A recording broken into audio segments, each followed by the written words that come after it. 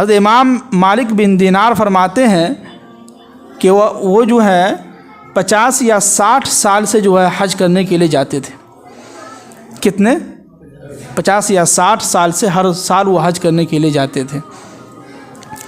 تو ان کے دماغ میں یہ خیال آیا کہ پتہ نہیں اتنے سارے لوگ حج کرنے کے لیے آ رہے ہیں اور اتنے سال سے ہم حج کرنے کے لیے آ رہے ہیں، تو پتہ نہیں ہم لوگوں کا، سب لوگوں کا حج قبول ہو رہا ہے کہ نہیں ہو رہا ہے، پتہ نہیں کیا ہے نہیں ہے. تو فرماتے ہیں کہ میں رات میں سو گیا. سونے کے بعد رات میں خواب میں کسی نے آواز دی، کہنے والوں نے کہا کہ بھائی امام مالک بن دینار، جتنے بھی لوگ آئے ہیں حج کرنے کے لیے سب کی حج قبول ہو گئی ہے سوائے ایک شخص کے جس کا نام امام احمد بن بلخ ہے. اب وہ صبح اٹھنے کے بعد جو ہے پتہ لگا کہ بھائی یہ بلخ کا خیمہ کہاں لگتا ہے. جو لوگ حج کرنے کے لیے جاتے ہیں تو وہاں سب کا الگ الگ خیمہ لگتا ہے. انڈین کا جو ہے الگ خیمہ لگتا ہے، انڈیا والوں کا، پاکستان والوں کا الگ لگتا ہے، افغانستان جتنے بھی ملک کے لوگ آتے ہیں سب کا الگ الگ خیمہ لگتا ہے، جگہ لگتی ہے وہاں. اور وہاں پہ پوسٹر بھی لگا رہتا ہے کہ یہ انڈیا والے ہیں، پاکستان والے ہیں، افغانستان والے ہیں. تو اس زمانے میں بھی یہی رواج تھا. تو بلخ کی جگہ کا جو اس کا جو خیمہ جو ہے سب سے آخر میں لگا ہوا تھا، لاسٹ میں. اب یہ ڈھونڈتے ہوئے نکلے، گئے پہنچے بلخ کے خیمہ میں. کہا کہ بھائی تم میں سے امام احمد بن بلخ کون ہے؟ کہنے لگا کہ وہ یہاں نہیں ہے. وہ جو ہے پہاڑ جو ہے اس کے اس طرف جو ہے ایک خیمہ لگا کہ وہ اکیلے وہیں پر آتا ہے اور وہ عبادت وہیں کرتا ہے، پوری رات جو ہے عبادت کرتا ہے، دن بھر روزے رکھتا ہے، بہت نیک صالح انسان ہے. اس کے بارے میں آپ کیوں پوچھ رہے ہیں؟ تو کہنے لگا کہ آپ صرف پتہ بتا دیجئے، اس کے بعد بات کی بات ہے. کیا ہے؟ صرف آپ ہم کو پتہ بتا دیجئے کہ بس اس کے بعد ہم اس سے ملاقات کر لیں گے. گئے، جانے کے بعد دیکھا کہ واقعی میں جو ہے 2 رکعت نماز کے جو ہے نیت باندھے ہوئے تھے اور نماز ادا کر رہے تھے. تو جیسے ہی سلام پھیرے تو انہوں نے کہا السلام علیکم. تو امام بن محمد بلخ نے کہا کہ آپ امام مالک بن دینار ہیں؟ یہ حق میں کہ یہ کیسے ہو؟ ابھی تو ہم نے نام بتایا بھی نہیں، پہلے ہی یہ بتا دیے ہم کو. کہا کہ جی میں امام مالک بن دینار ہوں. آپ رات میں خواب دیکھے ہوں گے کہ سب لوگوں کا حج قبول ہوا، صرف میرا حج قبول نہیں ہوا ہے. تو امام مالک بن دینار کہنے لگے کہ میں تو دھک میں کہ یہ کیسے ہوں، ابھی تو ہم نے کچھ بتایا بھی نہیں، سب ان کو معلوم ہے. کہا کہ جی ہم نے رات خواب میں دیکھا ہے کہ جتنے بھی لوگ آئے ہیں حج کرنے کے لیے سب کی حج قبول ہو گیا ہے سوائے ایک آپ کی جو ہے آپ کا حج قبول نہیں ہو رہا ہے. اور آپ 24 سال سے حج کرنے کے لیے آ رہے ہیں. کتنے سال سے؟ 24 سال سے، یعنی 24 مرتبہ وہ حج کر چکے تھے، 24 میں سے ایک حج بھی ان کا قبول نہیں ہوا تھا. تو کہنے لگے کہ بھائی امام مالک بن دینار کہنے لگے کہ بھائی دیکھیے بات کیا ہے، بتائیے وجہ کیا ہے اس کی کہ آپ 24 سال سے حج کر رہے ہیں، آپ کا ایک اعمال بھی قبول نہیں ہو رہا ہے، کچھ بھی قبول نہیں ہو رہا ہے، کوئی نیکی آپ کی قبول نہیں ہو رہی ہے، اس کی کیا وجہ ہے، کیا ریزن ہے؟ تو کہنے لگے کہ اب ہٹاؤ یار، اگر ہم بتلائیں گے تو تم ناراض ہو جاؤ گے، ہٹاؤ، جو بات راز ہے اس کو راز ہی رہنے دو. تو امام مالک بن دینار بہت فورس کیے، بولا کہ نہیں حضرت بتائیے کیا بات ہے، وجہ بتائیے کیا وجہ ہے. تو کہنے لگے کہ دیکھو میرے پاس جو ہے پیسے آئے، تو پیسے آنے کے بعد میرے اندر عیاشی بہت آ گئی. یہ پیسہ جو ہے بہت خراب چیز ہے. لوگ آج کل دعا کرتے ہیں پیسہ پیسہ پیسہ پیسہ، برباد کر دیتا ہے لوگوں کو. یہ پیسے کے چکر میں نہ رہیں، رزق کا مالک اللہ ہے. پیسہ جب آتی ہے نا تو انسان کو اچھے سے خاصے انسان کو جو ہے ہلاک و برباد کر دیتا ہے، عیاشی پہ آ جاتا ہے انسان. پھر اس کو جو ہے دین اور دنیا کی دین کی باتیں، قرآن و حدیث کی باتیں اس کو سمجھ میں نہیں آتی ہے. جیسے جمعہ کا دن اب کچھ لوگ بیٹھ کے سو رہے ہوں گے، ان کو نہیں سمجھ میں آئے گا، ان کو پیسہ سمجھ میں آئے گا. ابھی ہم اعلان کر دیں کہ جمعہ کے بعد 500 روپیہ سب کو ملیں گے، سب کی آنکھ کھل جائے گی. کیا ہے؟ جمعہ کی نماز کے بعد سب لوگوں کو 500 روپیہ ملیں گے، سب تیار ہو جائیں گے، سب کی آنکھ کھل جائے گی. ابھی تو پیسے کی باتیں اکثر لوگوں کو سمجھ میں آتی ہے. جب پیسہ آتا ہے نا تو عیاشی ساتھ میں لے کے آتا ہے. ہاں یہ کہ کچھ لوگ ہیں جن کے پاس اللہ نے خوب مال و دولت دیا ہے، لیکن وہ نیک والا کام میں بھی خرچ کرتا ہے. اور کچھ لوگ ایسے ہیں جن کو جو پہلے سے غریب تھا، جب ان کے پاس پیسہ آتا ہے نا تو پھر تو وہ سمجھتا ہے کہ پیسہ ہم آگے لگا دیں. کیا ہے، پیسہ میں آگ ہی لگا دیں. بیٹی کی شادی ہو تب دیکھیے کس طرح پیسے میں آگ لگاتا ہے. بیٹا کی شادی ہو پھر دیکھیے کس طرح آگ لگاتا ہے. تو فرمانے لگے کہ میرے پاس پیسہ جب آیا تو میرے اندر بہت عیاشی آ گئی. بہت میں جو ہے عیاشی میں جو رہتا تھا، ہر وقت شراب پیتے رہتا تھا.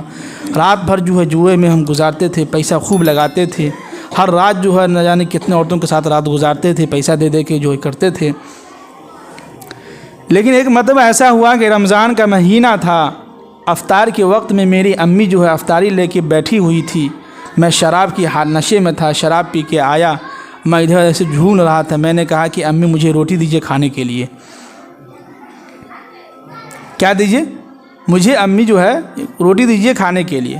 تو ان کی امی کہنے لگی کہ بیٹا افطاری کا وقت ہے، روزے دار کا خیال رکھو. جو لوگ روزہ ہے ان کا بھی تو خیال رکھو. کچھ دیر کے بعد افطاری کا وقت ہو جائے گا، سب لوگ افطاری کریں گے، تم بھی کر لینا. لیکن ان کو بہت غصہ آیا. شراب کی حالت میں ہے، پیسے کی نشہ ہے. پیسہ کی جو نشہ ہے نا بہت خراب چیز ہے. پیسہ اور گرل فرینڈ. نوجوانوں سے پوچھیے کیا مزہ آتے ہیں. ابھی تو مزہ آ رہا ہے، لیکن آپ کی بیٹی کے ساتھ بھی کوئی ایسا کام کرے گا؟ یہ ہم ہمیشہ کہتے رہتے ہیں کہ آج اگر کسی ماں بہن کے ساتھ ایسا کر رہے ہیں نا، کل ہو کے آپ کے بیٹی کے ساتھ بھی ایسا ہوگا تو ہوگا. لکھ کے رکھ لیجئے. نہیں تو آپ کی بہن کے ساتھ بھی کسی کا چکر چل رہا ہوگا، اور وہ چل رہا ہوگا. آپ جو سمجھ رہے ہیں کہ ہم جو ہے کسی بہن کو بنا کے جو ہے گرل فرینڈ بنائے ہوئے تھا، اچھا ہماری بہن کو کوئی نہیں چھوتا ہوگا، کوئی نہیں پریشان کرتا ہوگا. نہ نہ نہ، ایسا ہو ہی نہیں سکتا. دونوں ہاتھ سے تالی بجتی ہے، دونوں ہاتھ سے روٹی پکتی ہے. جیسا کرو گے ویسا بھرو گے. تو وہ شخص جو ہے فرماتا ہم کو مجھے بہت غصہ آیا. غصہ آنے کے بعد میں نے ایک ہاتھ اپنی امی کے چہرے پہ کس کے لگا دیا. اللہ، کیسا بیٹا تھا، ذرا سا بھی ہاتھ نہیں کانپا ان کا. فوراً اپنی امی کو ایک ہاتھ لگا دی، ایک تھپڑ لگا دی. جیسے ہی لگایا وہ شخص، ان کی امی جو ہے تندور جو ہوتا جس میں روٹی بنتی ہے اس میں جا کے گر گئی. لوگوں کو پتہ چلا تو لوگوں نے ان کو شراب کی حالت میں تھا، اس کو سمجھ میں نہیں آیا کیا ہوا نہیں ہوا، ان کو روم کے اندر پیک کر دیا. اب ظاہر سی بات تندور کے اندر گئی ہے تو وہاں تو جل بن کے سب تو الگ ہو گیا، ختم. رات جو ہے جنازے کی نماز ہوئی، دفنایا گیا، سب کچھ ہو گیا. صبح ان کی آنکھ کھلی تو کہا کہ بھائی کیا امی کہاں ہے، کیا بات ہے. ہاں، ان کی بیوی جو ہے صبح جو ہے جانے کے لیے تیار. تو کہنے لگا وہ بیوی اپنی بیوی سے کہ کیا بات، تم کیوں جا رہی ہو؟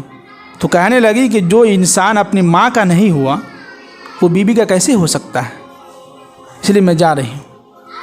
تو بتایا کہ پوچھنے لگے کہ بتاؤ ماجرا کیا، امی کہاں ہے؟ تو کہنے لگی امی تو رات ہی میں انتقال ہو گئی، ان کا جنازہ رات ہی میں ہو گیا اور تدفین بھی رات میں ہی ہو گیا. تو وہ شخص کہنے لگا کہ مجھے بتلا دیتے. تو کہنے لگی ان کی بیوی کہ تمہاری امی جو ہے یہ وصیت کر کے گئی تھی کہ میرا چہرہ ان کو مت دکھائیے گا، اور میں ان سے ناراض ہوں. تو اسی دن سے جب سے یہ واقعہ ہوا ہے، ہم نے اپنی امی کو ایک تھپڑ جو لگایا تھا، جو امی جو ناراض ہے اور ناراض ہو کے دنیا سے چلی گئی ہے، تو آج تک ہم ہر سال حج کرتے ہیں، دعائیں کرتے ہیں، رو رو کے جو ہے سب کچھ کر چکے ہیں. لیکن ہر سال یہی واقعہ ہوتا ہے کہ کوئی نہ کوئی آتا ہے، خواب میں دیکھتا ہے کہ امام محمد بن بلخ کا جو ہے حج قبول نہیں ہوا، کوئی بھی اعمال قبول نہیں ہوا. تو ہر سال ہمارا یہی حال ہے. وہی وجہ کہ ہم ہر سال حج کرتے ہیں اور ہمارا حج قبول نہیں ہوتا ہے. اس واقعہ سے کیا سمجھیں؟ اس واقعہ سے ہمیں یہی سمجھ میں آتا ہے، اگر آپ کے ماں باپ آپ سے ناراض ہیں، آپ خوب تہجد ادا کر لیں، خوب دعائیں مانگ لیں، رو رو کے دعا مانگیں، حج کر لیں، کچھ نہیں ہونے والا. آپ کا ایک اعمال بھی قبول نہیں ہوگا. اس لیے کہ آپ کے ماں باپ آپ سے ناراض ہیں. آپ باپ پہ ہاتھ اٹھا رہے ہیں، آپ کو ذرا سا بھی شرم نہیں آ رہی ہے، ذرا سا بھی آپ کا ہاتھ نہیں کام رہا ہے کہ باپ کے اوپر انگلی اٹھا رہے ہیں. ماں باپ جیسا بھی ہو، کچھ بھی ہو، لیکن ماں ہے، باپ ہوتا ہے. کسی کہنے والوں نے بہت اچھی بات کہی ہے کہ ماں جو ہے ایک درخت ہے اور باپ جو ہے اس کا سایہ ہے. کتنی اچھی بات ہے.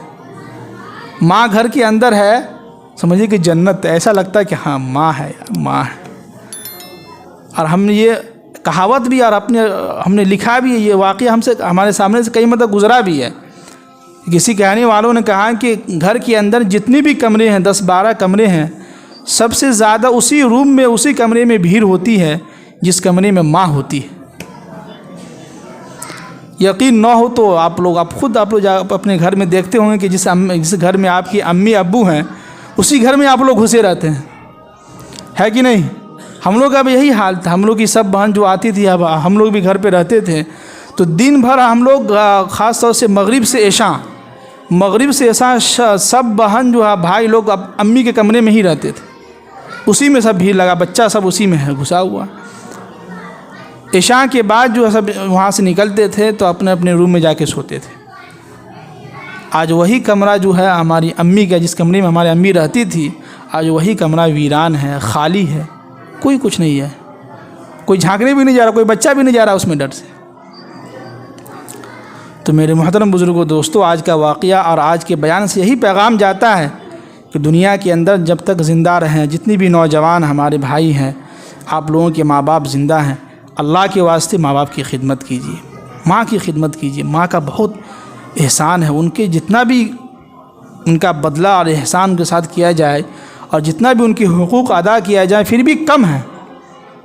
باپ تو ہیں ہی ہیں، باپ تو ہیں، ان کے ساتھ کبھی بھی اب بلند آواز میں کبھی بھی بات نہ کریں، باپ کے سامنے کبھی بھی بلند آواز میں بات نہ کریں، ماں کے سامنے بھی جو ہے بلند آواز میں بات نہ کریں، آہستہ آواز میں نرم لہجہ میں بات کریں، یہی آپ کے لیے اسی میں کامیابی ہے۔